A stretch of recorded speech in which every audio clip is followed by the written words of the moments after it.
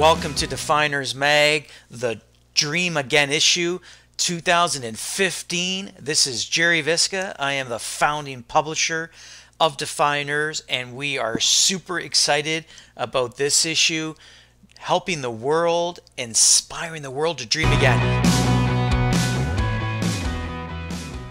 I want to know what your life was like years ago. Like, this is years ago. Maybe you weren't dreaming. Maybe you stopped dreaming. Maybe you know how to dream. You know, what did you do? What was that like? And what did you do to really start that dreaming process to get that dream machine going? Just talk to that if you can.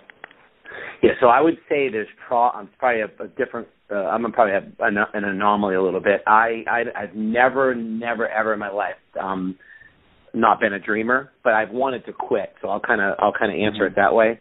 So I grew up in the inner city of Boston. I definitely had some ups and downs in my youth for sure.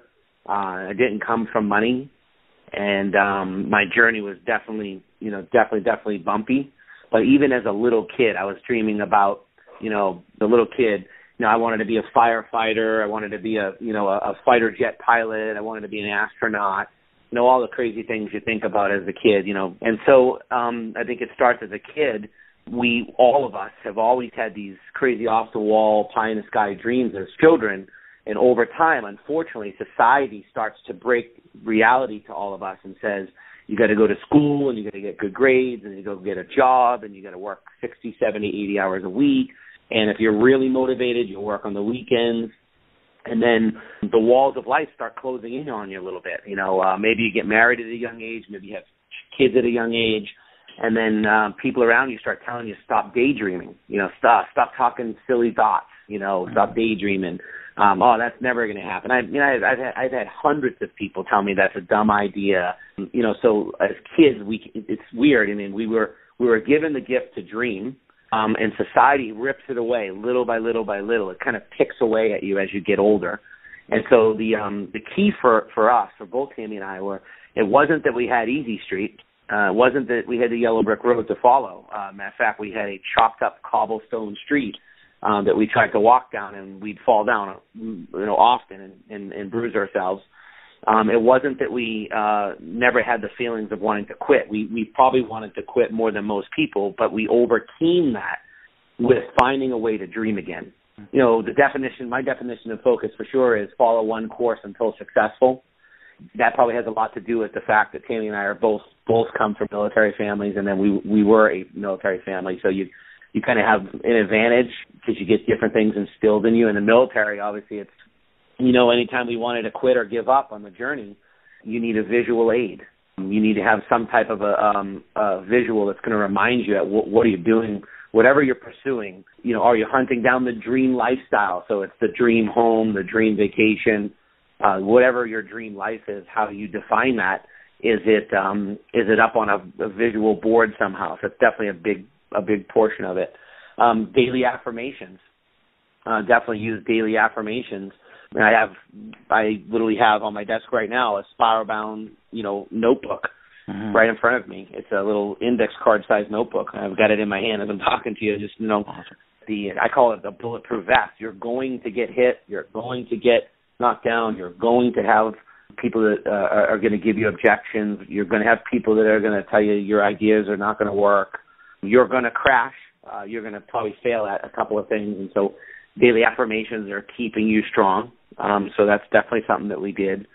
The other thing is we would try to go experience as many things as we possibly could that were related to a goal or a dream. God gave us the ability to dream so that we could visualize a picture for our mind and wake up and then basically go write a plan on how to go get it.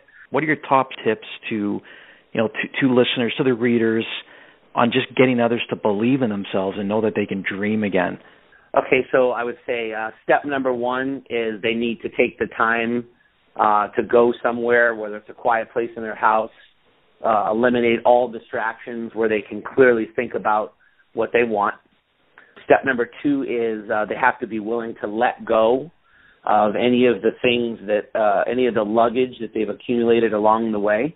Whether they've been in an abusive relationship, whether they've been bullied, whether they've failed at a couple of things, whether they don't have a supportive infrastructure around them, they're gonna have to let go of that mentally. Step number 3 is they have to be willing to come out of that session and go for it, or it's just going to be another one of those pie-in-the-sky thoughts that they had. So they really have to mentally prepare themselves that when I'm done, writing down this goal and writing down this dream, I am going to do it. I'm going to execute on my plan. Number 4 would be to clearly define what they want, clearly define the goal, not just I want a house. It needs to be clearly defined. It needs to be something that is attainable. It needs to be something that has a time element to it. So when am I going to do it by? It needs to be something that you can write a plan around. How am I going to do it? I think in that process, they need to write down what are some potential obstacles along the way that they can predefine, and then they need to write in there when those obstacles appear, how are they going to overcome them. That's kind of all in the preparatory process. The next one is once they clearly define it, they need to add the supporting pillars to help them achieve it, and that will be they need a visual aid, like a dream board. They need daily affirmations to continue to program the subconscious mind. They need to cast their goal to the world. That's one thing that has worked amazingly well for me, is tell people what you want, how bad you want it, tell everybody, everywhere, every day, all the time. And the world has an amazing way of reminding you. So the naysayers are going to remind you every moment you see them. Every time they run into you, hey, are you successful yet? Hey, did you get your dream home in Hawaii yet? Hey, how's that new phone app idea coming? Is it in the App Store yet? So the naysayers are going to be your biggest fuel to fuel you to your success if you divert that energy to your advantage. If it's any type of an experience that you can create to put you in the moment of what it would be like to accomplish your goal. That's fantastic. It's absolutely fantastic.